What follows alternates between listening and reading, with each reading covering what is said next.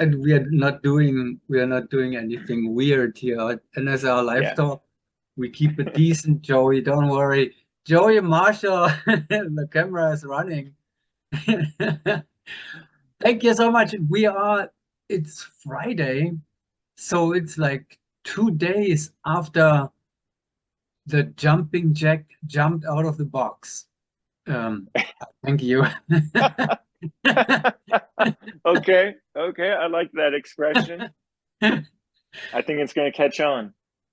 Yeah, I think there's probably not a skydiver on the planet at the moment anymore who doesn't know, but for anybody who may not know yet, Joey Marshall, the Arizona Airspeed two-time world champion, will explain to us um, who his new teammates are. Let's begin with that. So, All right. All and right. Well, explain anything that you want, on this topic. all right. Well, uh, the current lineup is turning over, meaning that Nicholas Hemlin and Mikel Martin are retiring effective the end of the year. And the Chris Coleman, myself, and Alex Swindle are staying with the team. And we've selected new teammates. And those new teammates are Allison DeVargas in the outside center slot and Doug Hendricks in the tail slot.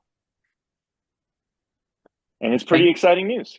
that's a good starting point for our Yeah. conversation. We have to use every single minute because we right now there would be probably hours and hours we could spend on this topic. The names we have known for 2 days now. Now we all Mm-hmm. read the official announcement, and I hear that the NSR News has already followed up with a small introduction, a brief introduction of the team members, where they're coming Yeah. from. Yeah. And You did then, a good yes, job.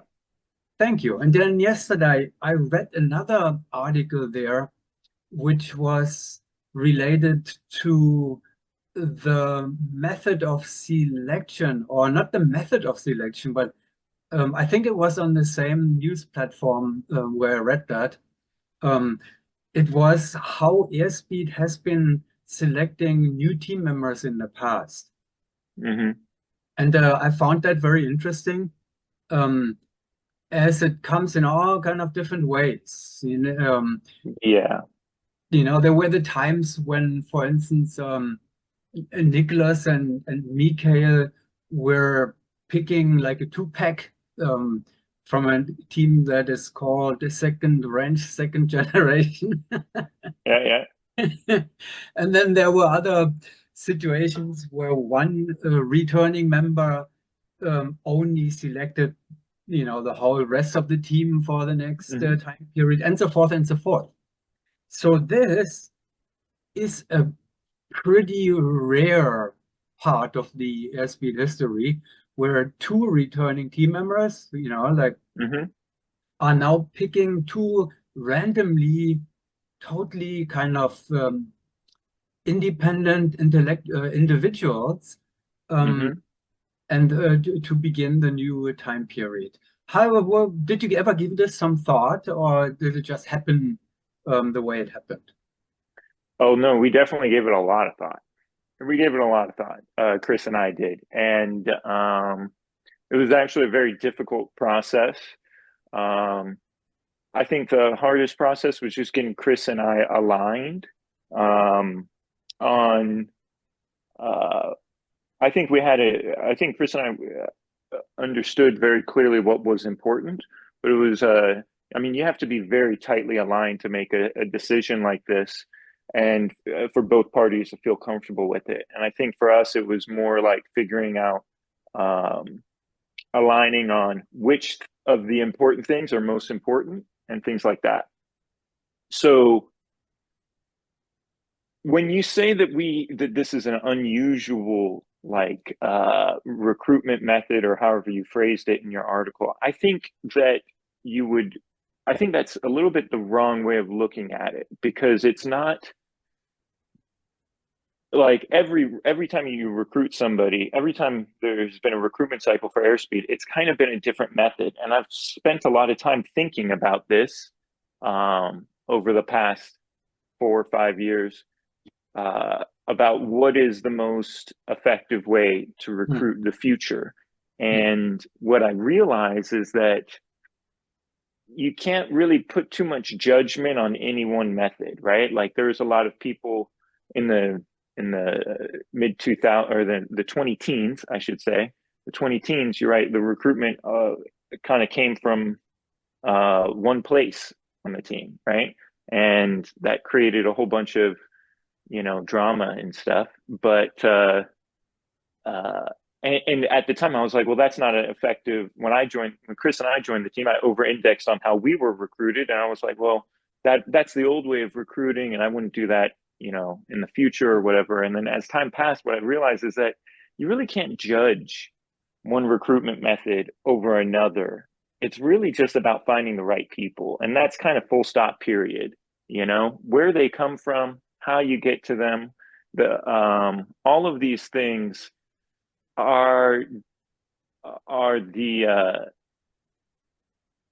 the things that you shouldn't be like over indexing on. It's more about who they are, their commitment level. Do they know what they're getting themselves into? Do they have, values that, you don't have to have perfectly aligned values to put together a team, but you should at least have some, shared goals and values that don't openly conflict with one another.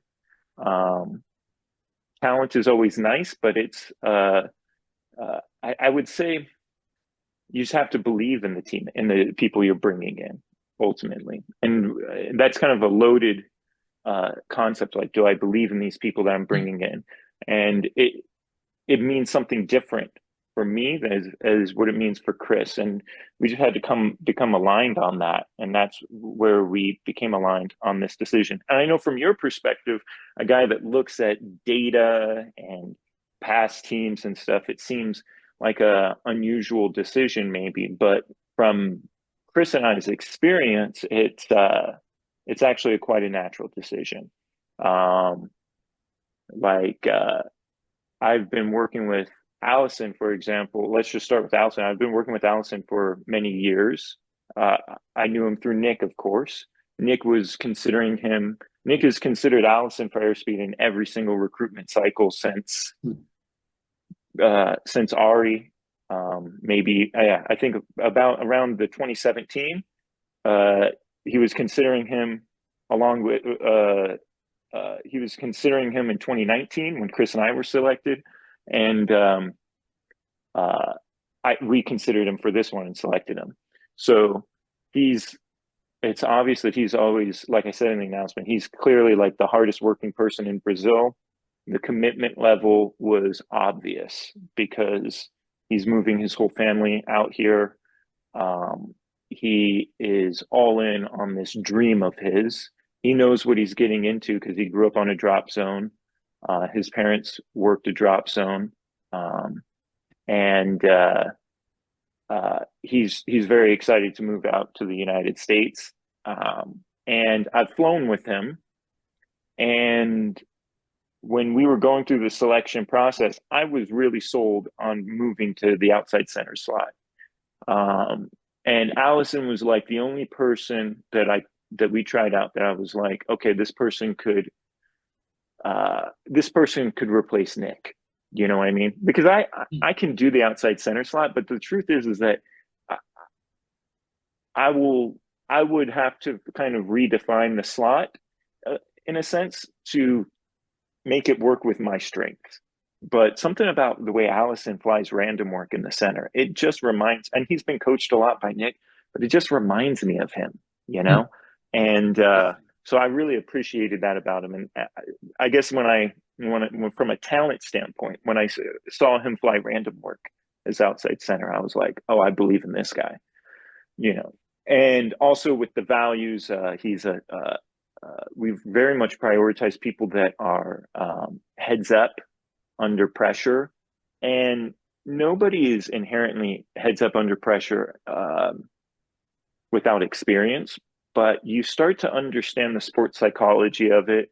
And we can tell that both Allison and Doug, they have the foundational headspace to be very good competitors under pressure. And we know kind of where to plot them on that course and on that journey to be very solid competitors under pressure, and people that you can look in the eyes right before round one and have a lot of faith in, right? So that's Allison. Doug, I've known Doug for actually longer than Allison. I've known Doug since either 2016 or 2017, I think. You met him probably in New Hampshire, I guess. Yeah, probably. In fact, if I met him in New Hampshire, yeah, it was probably early 2016. So Doug, I remember a distinct moment flying with him on a pickup team at nationals. Maybe it was in 2016, 2017, and it was like a 16-way team. And I'm flying on the outsides with them. And I remember I remember flying with him. And, I think I'd probably just won the advanced class at nationals. And, I felt pretty good about myself at the time. And I look at this guy and I'm like, oh, crap, this guy's going to be better than me in a couple of years if he stays at the same commitment level as me. He's going to be better than me in a few years. As far as raw talent, I definitely saw that. Now, his life path kind of took him in different directions. He got a PhD in material science, got a job at Pfizer, and now he's coming back into the sport in a really heavy way. And his path is one that I really relate to because I think both Chris and I kind of took paths very similar to that. I mean, there was times on R2G when Chris and I were very much like, we were pushing towards, the top of the sport, but we were also like discovering what else we wanted to, like, we were kind of, you have to work out your commitment over time. And with Chris and I, we tried to do a lot of other things other than skydiving, and we supported each other in doing that. I remember Chris once went into like locations management, for Netflix. He had worked a lot of different jobs. I had looked into changing careers in a number of different ways, like becoming a pilot and stuff like that. And ultimately, we worked out our commitment that way, and then we're like, no, skydiving is what we're doing. And I can tell that Doug has kind of done a similar path. Also, somebody that doesn't put too much stress on himself under pressure. It's very hard to find somebody that can wake up every morning and push themselves without building up too much pressure for themselves when the D-Day, the moment, the round one kind of arrives. And that's something that both Doug and Allison have. They have the drive to work really hard without psyching themselves out in the process. So I like that. And then of course it's Chris's, Doug is going to be Chris's peace partner. And Chris can say, I've just said a lot, and Chris could say just as much about him as I have. So ultimately, I think they're really good teammates. I think it's going to be a really solid team. It's going to be the hardest year of the commitment. It's going to be year one. I mean, it is. It's a big risk for us because we don't have any experience as a team together. Chris and I had experience together. Chris and I had experience working with Nick and Mikhail together. Mm-hmm. The four of us had flown together a couple of times throughout the year. I think we flew an entire 2-on-2 camp with just Nick and Mikhail in January of 2019, and then we got recruited in December of 2019, right? So that's something that we don't have with this lineup, right? Is like this experience flying together. But Chris and I now have enough experience as four-way competitors and professionals that we're pretty confident to know what we're going to be working with.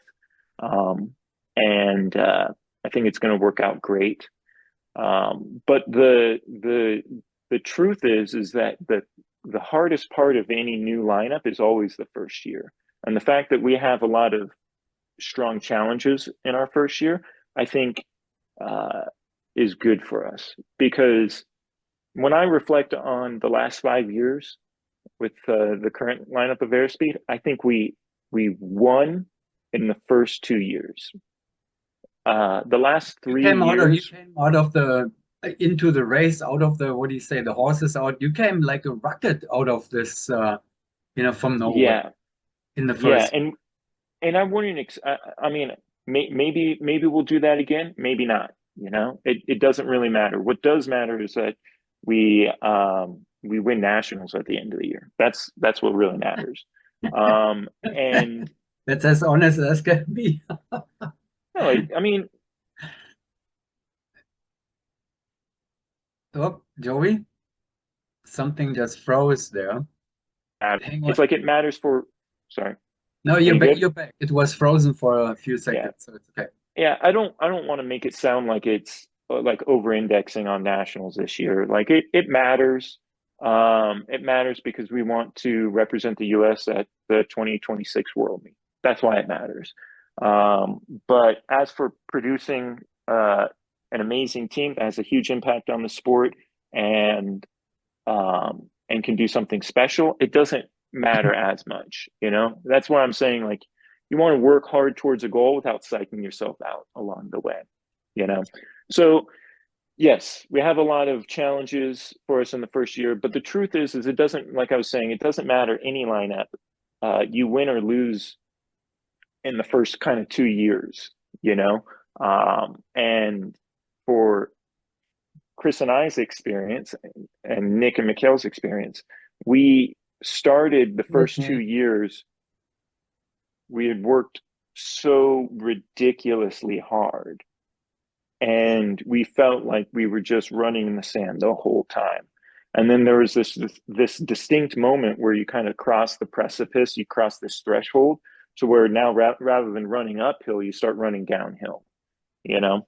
So one way or another, the new lineup still has to go through the same experience. And the fact that we have a little bit more motivation in our first year could ultimately be the best thing for us. I believe it will be the best thing for us because, like I said, we have to we have to get over that hump as a new lineup, and we have to spend the first year or two running uphill. And the goal is to get to that point to where you can start running downhill. The last 2 years for airspeed, we've been running downhill. We haven't been doing 750 or 1,000 jumps a year or anything crazy like that. We've been doing like 500, 550, maybe 600. We haven't been doing 60 hours of tunnel a year like we did our first year. We've done 20, and it's not that we haven't been working as hard, it's that we're now running downhill, and we're very passionate about the things that we do, but we have the weight of all the work that was front loaded in the commitment pushing us along. And as we kind of create a new team, I'm thinking about that. I'm thinking about how we can kind of get that rock moving because once it starts moving, everything starts to get easy. So the crux of it is always the first year. And like I said, we got more motivation pushing us in this first year. So I think ultimately it's going to be what leads us to success. And ladies and gentlemen, whoever doesn't hear this or, or read this between the lines, Mr. Joey Marshall, he's talking about the 30 average benchmark. He doesn't say it, I know, but it's in somebody's people's mind if you're talking about, we have been idling in the last 2 years or whatever you call it. Anyway, so that in the long term, somebody we're going to head, towards that direction. But I didn't want to talk about this. I just wanted to mention the lineup method or selection the way Mm-hmm. that was really just an evaluation, if you can say Yeah. so. And not really, there was no judgment which one is the better, the worse. It was just Yeah, very yeah, interesting to see in which ways, it happened to be. And here's another interesting, so um, it's a different approach, no doubt. So it's a very interesting approach, and thanks for elaborating on that as you did, yeah, because yeah. you know we don't know, most people don't know, and nobody is really recruiting for Airspeed. you know Red Hayabusa is recruiting like a military team in Belgium, Yeah. and the Golden Knights are recruiting like a military team in the United States, in the US Army, and the French have a totally different system. They have a national coach who selects the people for the team. Ours is way more open-ended, which is one of our strengths, right? Um, we don't have to select people that can be in the United States Army. We don't have to select people that can be in the Belgian Army. We don't have to select people that meet the criteria of the French Federation. We uh, select people, we select the four best people on earth. You have That's kind even of you have our even no goal there. boundaries as of Yeah. real borders. Obviously, Allison is Brazilian, Hmm. so which brings several other topics actually to the Yeah. surface. Yeah. I Yeah. mean, the election Yeah. is easy enough, but I know that you have answers for everything. I know that you and Chris I have do. talked everything all the time for something of that value. Yeah. But let's get one thing out of the way. You mentioned already, so the slots are already in stone, as it sounds. That Yes. Duck is going to tail and Oh, yeah. Alex is going to outside I mean, center. if yeah, I mean, I can't imagine that changing at this point. I can't imagine that changing at this point. Yeah, mainly because I see that I think Doug could probably would be a fantastic in almost any slot. Allison too, but Allison really like I can see something in his flying that says outside center. So because of that, I really want him to be outside center. Obviously, Chris does as well. Chris really likes having Allison across from him. The communication they have is fantastic. The in-air communication, and yeah, so I mean, Doug, if it were two Dougs, I would be like, I don't know what the slots are, let's figure it out together.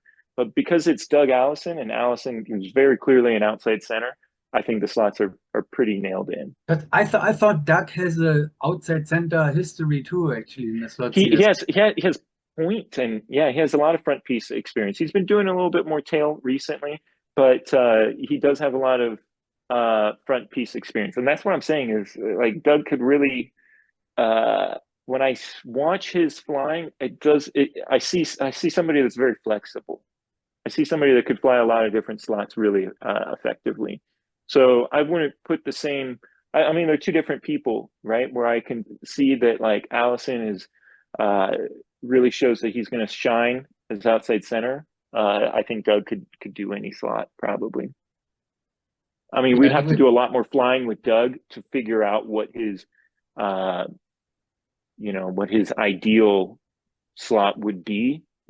But again, like I've watched a lot of his videos and he's pretty flexible in each slot. The only and slot I haven't really evaluated him in is inside center, and that's just because Chris is really committed to that slot.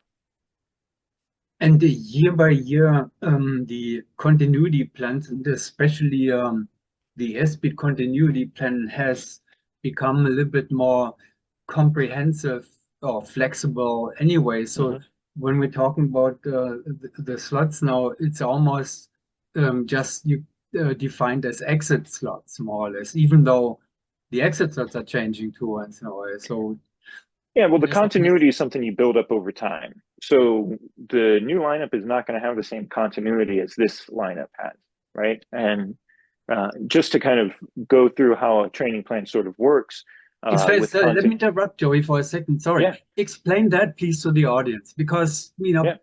I don't think people have a great understanding what a continuity. They say how can it change? How can a continuity plan change? Yes, got it. So your continuity plan is your playbook, so to speak. It's your playbook for how you're going to construct the most successful skydive, given any dive flow you might be handed. And it has to do with how you engineer each formation. How are they going to be most efficient with one another? And of course, you want to have a continuity plan that is simple enough that you can train it and get a lot of reps on every item in your continuity plan, while at the same time, it being flexible enough to be able to handle every single situation in the most efficient way possible. So, you know that there is. So let's start from the beginning. In the U.S., we have predominantly a left-hand continuity plan. Great. So we kind of have a set of what is standard. And a lot of teams in the U.S. And in most of the world, what is standard is the same for all of us. So we already, that question's already been answered. Great. Next is, how do we expand that? So when we expand it, we start with the things that come up most frequently, and we train those things. And as we become more experienced, we start adding the more rarer items to the continuity plan. So this lineup of Airspeed has a lot of rare items that show up. I say rare, but less common items that show up in our continuity plan that are trained and ready to go. The new lineup of Airspeed will not have that for the first year, probably. So, for example, Block 19. The standard version of Block 19 is what we call the long 19, and it doesn't involve a slot switcher. But pretty quickly, in any open class team has to be able to turn Block 19 and have a second Block 19, which is called a short 19, that involves a slot switch in the front piece. It comes up the short 19 comes up more commonly than the long 19. So it is mandatory that any open class team be able to have the short 19 in its continuity. So that's like step one. Same thing with Block 9, right? Block 9 has a standard version and an alternate version.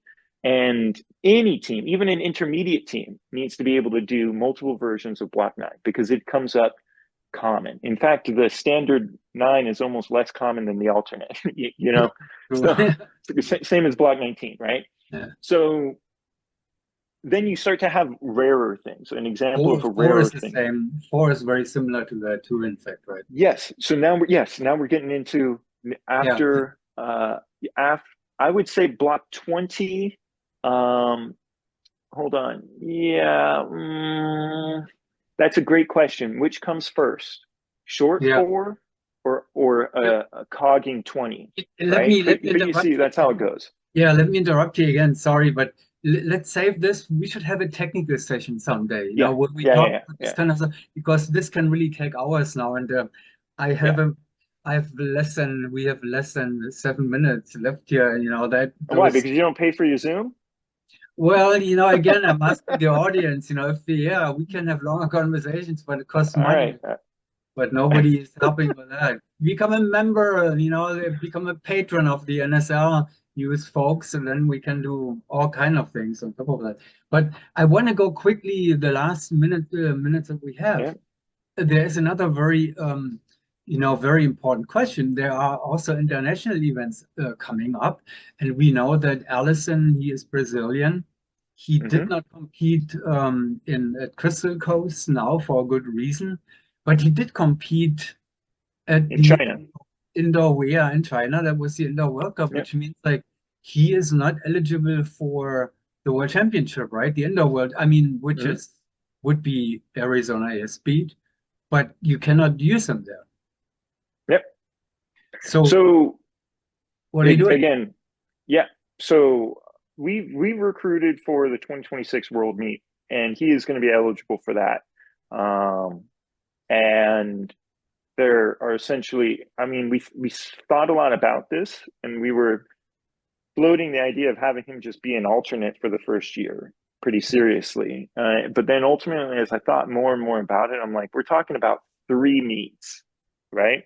Indoor World Championship, Outdoor World Cup, Indoor World Cup. All right. 3 meets.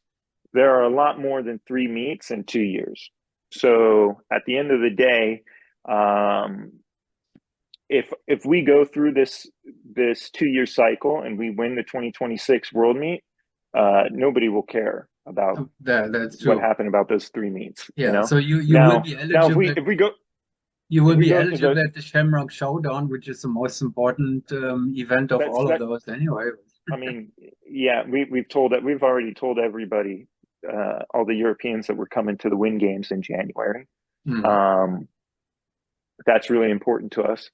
So yeah, there's going to be a lot of competing, but you want to know what's going to happen at those 3 meets, and the short answer is we're going to have a fill in. Okay. I'd like to.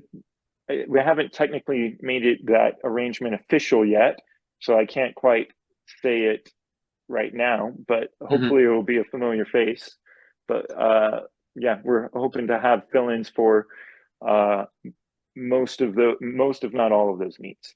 Okay, so you will have substitutes. You cannot call alternate probably because, you know, But the goal is to have Alice to compete with Allison for um, as much as possible. So I am willing to make sacrifices. Chris and I are willing to make yeah. sacrifices to compete as many meets as possible. And I don't want to give away all my cards yet, but um, yeah, whether or not we do all 3 of those meets is still up for grabs. Whether or not Mhm. we show up to some meets as guests, That's right. in terms of nationals, whether we show up as guests in certain, like maybe indoor nationals or something like that, still up for grabs. But yeah, the goal is to compete with Allison as much as possible. Have a fill in for some of the big ticket meets, like indoor world meet. It would be a pretty big ticket one. It's right here in North Carolina. There's no reason, not to take advantage of it. But we definitely are sticking with Doug for everything. There's no Yeah. reason not to. We're So, very I mean, committed to the new lineup. you still have your former teammates, Mikhail and Niklas. I would be surprised if they, but I don't want to speculate. So I'm Yeah, yeah. going to leave that topic out of it. USPA doesn't have any regulations which are in the way, do they, for the USPA nationals? The only one is the green card, and Okay. Oh, we have the green card application in. That process, we have plenty of time to get that process done. We've gone through it in detail.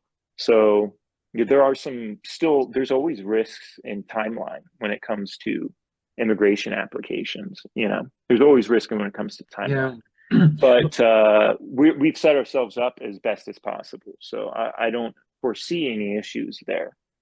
But would you, let's say, green card not there timely for the USPA nationals, you're jumping with an alternate, you're winning. Mhm. Would USPA not allow Allison to replace a substitute at the nationals to go to the World Championship? I guess No, that's up no, to no, no. USPA then, right? I mean, to the, No, no, no. It would follow the rules. It would follow the rules, right? You're yeah, allowed to change yeah. 2 people. So that's really not in the way. Yeah, it's not in the Good. way. So yeah, we've already come up with kind of plan A, B, C, D, E, Yeah, um, I can you imagine. know, Yeah. through all of this. So we've got most of our ducks in a row. Yeah. I'm excited that we're doing something, that might to some people seem unconventional Mhm. because it's something that we really believe in, and I'm excited to see how the story plays out. And you're leaving a little bit room for speculation, so that's good. So people can talk Yeah, about things yeah, yeah. which are where we have a few question marks. Luckily, not super important or the most relevant Hmm. question marks or open questions, but some at least. All right, Joey, we have less than 1 minute left now, Yeah, and so I have to come to the goodbyes and the thank yous and all that. I yeah, really appreciate that you spoke so openly with me and with the audience, so everybody yeah, can begin to understand as much as possible. None of us can really understand what's going on there because you are up in a territory there that you cannot resemble that or so. But we can get an idea at least of what's going on. And yeah. I I wish you good mean, luck. Sorry. No, no. I said right now, we start training in December, so everything is a theory right now, and we'll see how it all turns out. Yeah, and we have to leave it like this because we'll be shut off now in a few seconds probably. Yeah, Thanks again, Joey, and goodbye and good luck with everything. And talk to you very soon, and maybe with your teammate too, who is around the corner here. I'll try yeah, to. yeah. All right, thanks, Joey. Thanks for talking, man.